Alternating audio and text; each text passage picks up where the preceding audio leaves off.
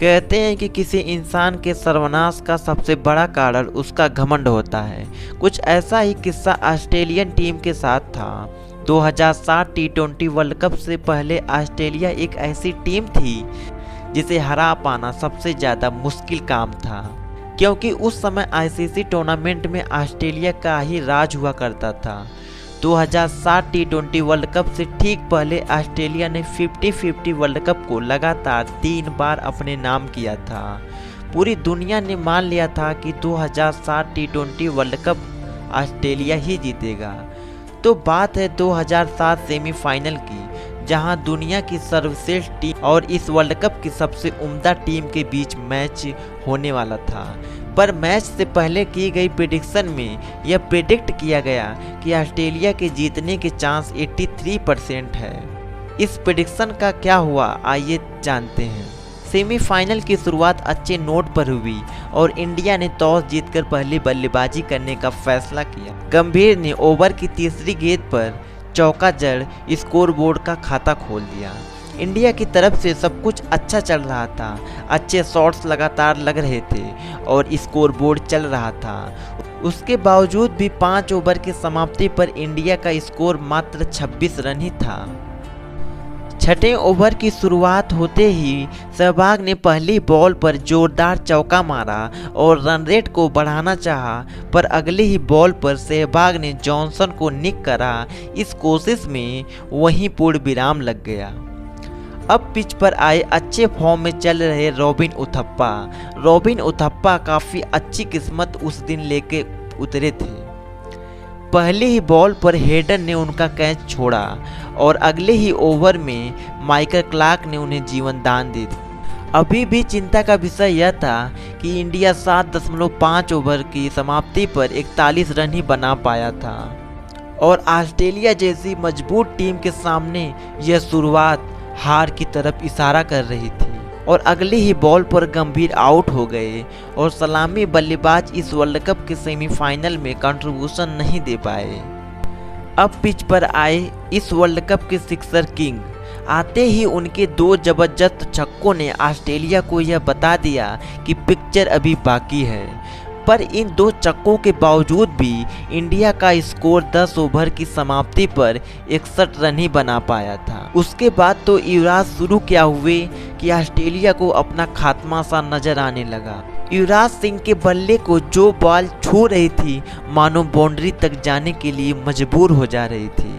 इस ऐतिहासिक सेमीफाइनल में युवराज के बल्ले से चौके छक्के तो रुक ही नहीं रहे थे और देखते ही देखते युवराज सिंह ने 20 गेंदों में अपना 50 रन पूरा कर दिया। जहां 10 ओवर की समाप्ति पर इंडिया का स्कोर 61 रन ही था, वहीं 14वें ओवर तक टीम इंडिया का स्कोर 114 रन पर पहुंच गया। अगले ओवर में उथप्पा ने भी छक्का जड़ा स्कोरबोर्ड को बढ़ाना चाहा, लेकिन अगली ही गेंद पर मिसअंडरस्टैंडिंग के चलते उथप्पा रन आउट हो गए।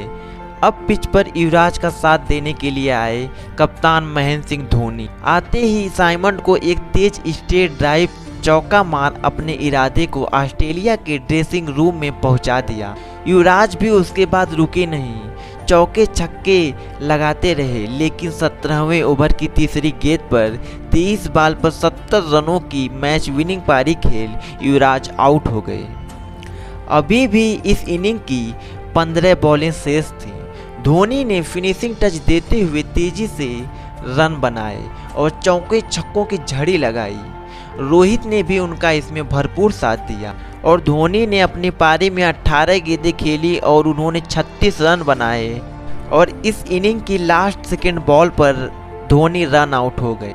धोनी के आउट होने के बाद आए इरफान पठान और लास्ट बॉल पर भी मोमेंटम इंडिया के साथ ही रहा। पठान के हेलमेट पर गेंद लगकर चौके के लिए चली गई। पहली इनिंग की समाप्ति पर इंडिया ने 189 रनों का पहाड़ सा टारगेट रखा, लेकिन ऑस्ट्रेलिया के सामने यह पहाड़ छोटा भी साबित हो सकता है। यह पूरी इंडियन टीम को और इंडियन फैंस को भली भांति पता था। तो ऑस्ट्रेलिया को यूं ही ऑस्ट्रेलिया नहीं कहते हैं, क्योंकि उनमें यह हुनर था कि वह बड़े से बड़े स्कोर को छोटा साबित कर सकते थे। अभी तक कहीं न कहीं सब कुछ इंडिया के फेवर में ही था, लेकिन पिक्चर अभी बाकी थी मेरे दोस्त। तो ऑस्ट्रेलिया की इनिंग की शुरुआत हुई और गिलक्रिस्ट ने ऑस्ट्रेलिया को चौके और छक्कों से अच्छी शुरुआत दिलाई, क्योंकि गिलक्रिस्ट जानते थे कि इस स्कोर का पीछा करना इतना आसान नहीं होने वाला है। देखते ही देखते ऑस्ट्रेलिया ने बिना कोई विकेट खोए 5 ओवर की समाप्ति पर 36 रन बना दिए। पर अगले ही ओवर में शीशंत की अंदर आती गेंद ने गिलक्रिस्ट की गिल्लियां के साथ मिडिल स्टंप को उखाड़ के रख दिया। इंडिया का सेलिब्रेशन देखकर मालूम पड़ रहा था कि यह विकेट की कीमत क्या है, पर ऑस्ट्रेलिया टीम के मैथ्यू हेडन अभी भी पिच पर मौजूद थे। लगातार यह साबित भी कर रहे थे कि वो क्या कर सकते हैं। देखते ही देखते उन्होंने मैदान में चौकों छक्कों की बरसात सी कर दी।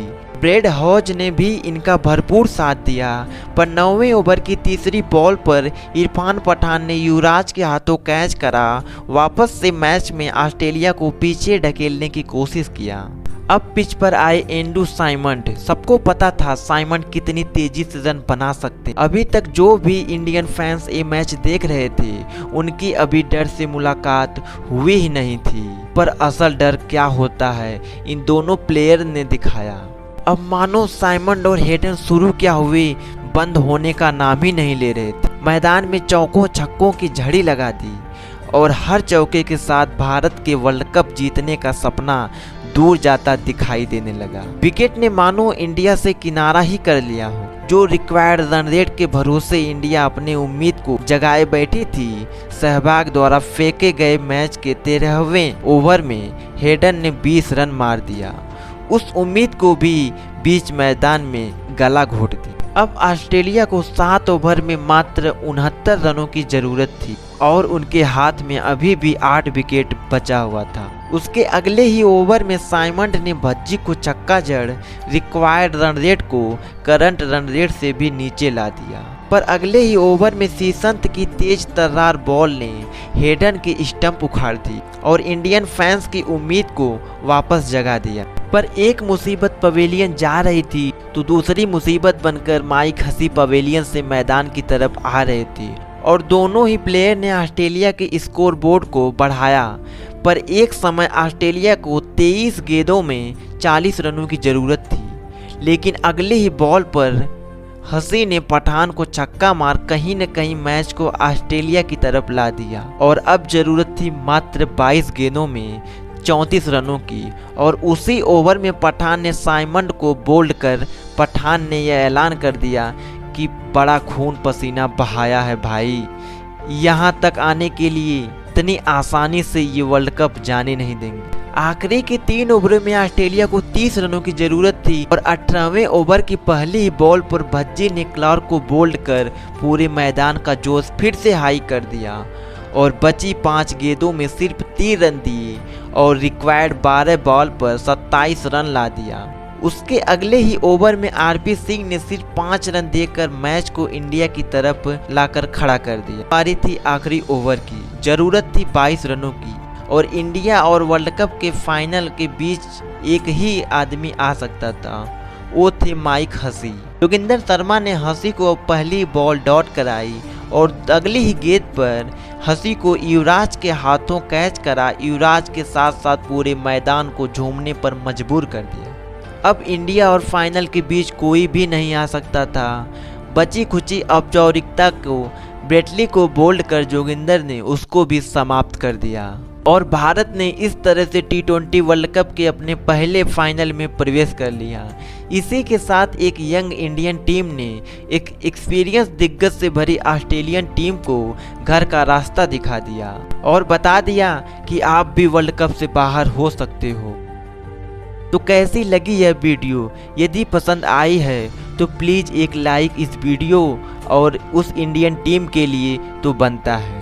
और प्लीज़ कमेंट करना ना भूलिएगा, क्योंकि आप जितना ज़्यादा कमेंट करेंगे उतना ही ज़्यादा यह वीडियो और लोगों तक पहुंचेगी। मेरा मोटिव यह है कि इस वीडियो के ज़रिए उन प्लेयर और माहौल को ज़िंदा रख सकूं जिसे लोग कहीं न कहीं आज के समय में भूल रहे हैं। यदि ऐसी वीडियो आगे भी देखना चाहते हैं तो हमारे चैनल को सब्सक्राइब जरूर कीजिएगा, क्योंकि आपके सब्सक्राइब करने मुझे काफ़ी ज़्यादा मोटिवेशन मिलेगा और आपके लिए मैं और ही अच्छी अच्छी वीडियो लेकर आऊँगा। और आपका अपना कीमती समय देने के लिए बहुत बहुत धन्यवाद।